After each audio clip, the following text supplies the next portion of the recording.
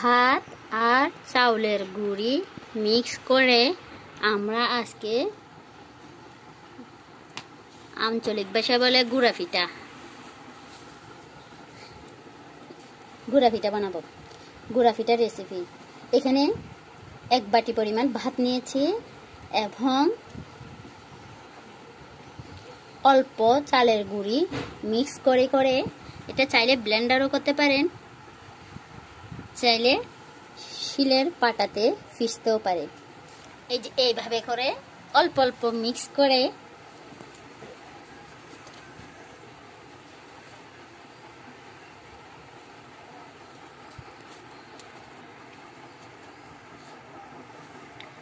এগুলা অল্প অল্প গুঁড়ি দিয়ে মিক্স করতে হবে, পিষে নিব আমরা।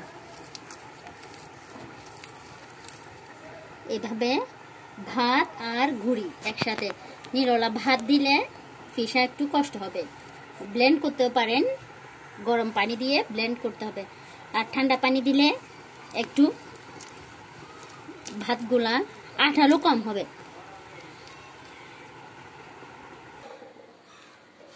এই যে কায়ের ঘোলা করে নিছি, পাটাতে পিষে বা ব্লেন্ডারে ব্লেন্ড করে সেগুলো গুঁড়ি দিয়ে অল্প অল্প গুঁড়ি দিয়ে ভালোভাবে মথে নিয়ে গোলা করে নিয়েছি। তারপর বেলে নিয়ে এইভাবে এই যে এরকম একটা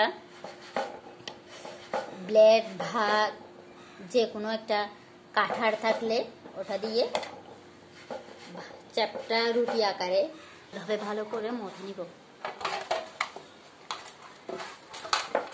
কাটার আগে একটু একটু গুঁড়ি দিয়ে ভাত মিক্স করে গুঁড়ির সাথে যেগুলা আমরা এরকম ডো বানাইছিলাম সেগুলাকে ভালোভাবে এভাবে মথে নিয়ে গুঁড়ি করে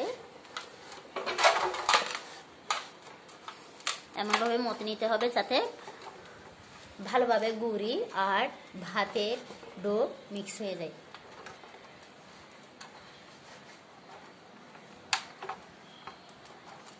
যাতে এভাবে মসৃণ করে নিতে হবে।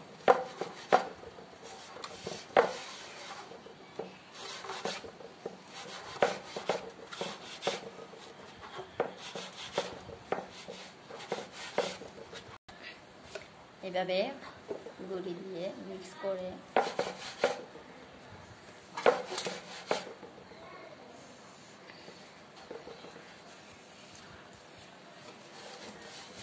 গুঁড়ি মিক্স করে যাতে বেলুনের সাথে লেগে না যায়, এভাবে করে বেলতে হবে, বেলে নিতে হবে।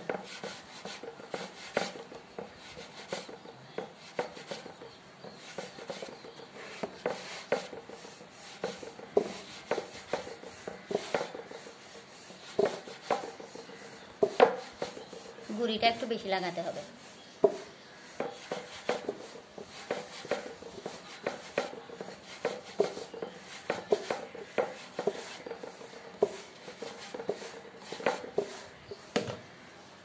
এমনভাবে এই যে এইভাবে একটু মোটা রাখতে হবে, এইভাবে মোটা যাতে কাটা যায়। এই ব্লেড বা যে কোনো একটা কাঠারের মধ্যে গুঁড়ি লাগিয়ে উপর দিয়ে কিছু গুঁড়ি ছিটিয়ে দিয়ে যাতে শুকনো থাকে এবং কাঠারের সাথে লেগে না যায়। দুভাগ করে নিলাম সুবিধার জন্য। হ্যাঁ, এইভাবে চিকন চিকন করে যাতে কাটা যায় ডোরগুলা।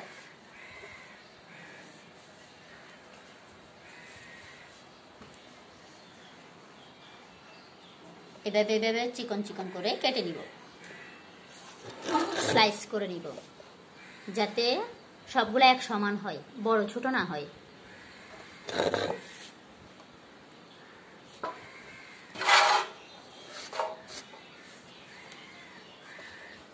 এইভাবে কাটতে হবে যাতে প্রত্যেকটা স্লাইসের এরকম স্লাইসটা এমন হয়, প্রত্যেকটা এক সমানে হয়। এমনভাবে কাটতে হবে যাতে মোটা না হয়, সবগুলো এক সমানে হয়। মোটা চিকন হলে এক একটা পিঠা এক এক রকম হয়ে যাবে। একটু পর পর গুঁড়ি লাগিয়ে নিতে হবে, কারণ যে আঠালো টাইপের লেগে যাবে ব্লেডের মধ্যে।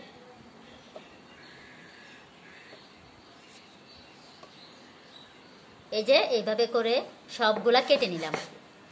এই যে সবগুলা একই সাইজে স্লাইস করে নিতে হবে, প্রত্যেকটা স্লাইস একই সমানে।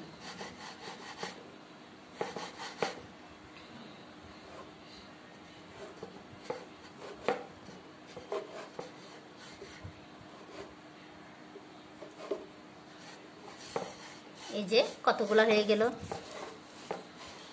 এই যে অনেকগুলা। এগুলা দিয়ে এখন আমরা পিঠা কাটবো। এগুলা স্লাইস করে কেটে নিয়ে সবগুলা একই সমান, দেখছেন? এখন পিঠা কাটবো।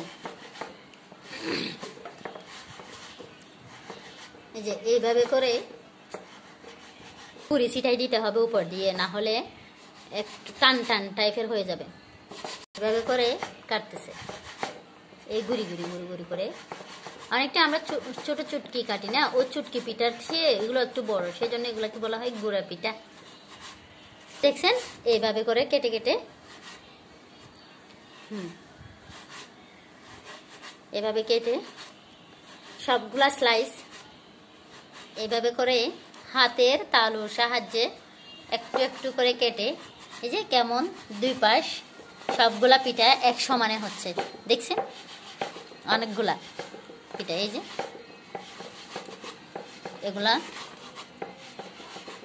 এগুলা আবার এরকম বেশি করে কেটে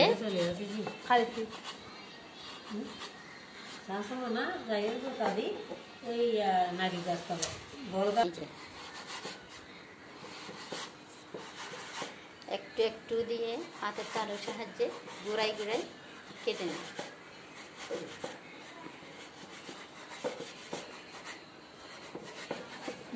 এইভাবে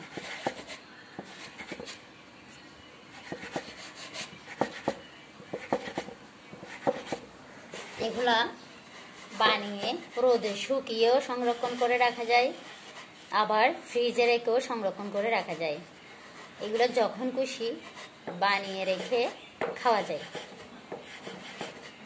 একটার পর একটা বেলে বেলে সব কেটে নেব। মোটার পোরটা এইভাবে রাখতে হবে, এই যে এইরকম এরকম মোটা। 1 কেজি চাউলের গুঁড়ি, 1 পা আটা, পরে থাকা উপকরণ দিয়ে সুন্দর রেসিপি বানানো যায়। চালের গুঁড়ি ছিল 1 কেজি এবং 1 পা আটা, আধা চালের ভাত। আলাদা করে ভাত রান্না করতে প্রয়োজন নাই, খাওয়ার জন্য রান্না করলে ওখান থেকেও এই কিছু পরিমাণ 1 বাটি পরিমাণ আধা চালের ভাত এরকম নিয়ে ভাতগুলা ব্লেন্ডারে ব্লেন্ড করেও নেওয়া যাবে, আবার পাটার মধ্যে পিষেও নেওয়া যায়। ভাতের সাথে অল্প অল্প গুঁড়ি দিয়ে ভালোভাবে ব্লেন্ড করে বা পাটার মধ্যে পিষে একদম ভালোভাবে, যাতে দানা দানা না থাকে, মিক্স করে মথে নিয়ে ভালোভাবে বেলে একটু মোটা করে রেখে এভাবে কেটে স্লাইস করে গুলো দিয়ে এভাবে কেটে এগুলাকে বলা হয় গুঁড়া পিঠা বানিয়ে ফেললাম। আরেকটা ভিডিওতে রান্নার রেসিপিটা দেওয়া হবে। তখন কাই ধরা হয়, মানে ভাতের সাথে গুঁড়ি মিক্স করে যখন ব্লেন্ড ভাত পাটার মধ্যে পেশা হয় তখন পরিমাণ মতো লবণটা দিয়ে দেওয়া যায়, না হলে খাওয়ার সময় স্বাদ লাগবে না।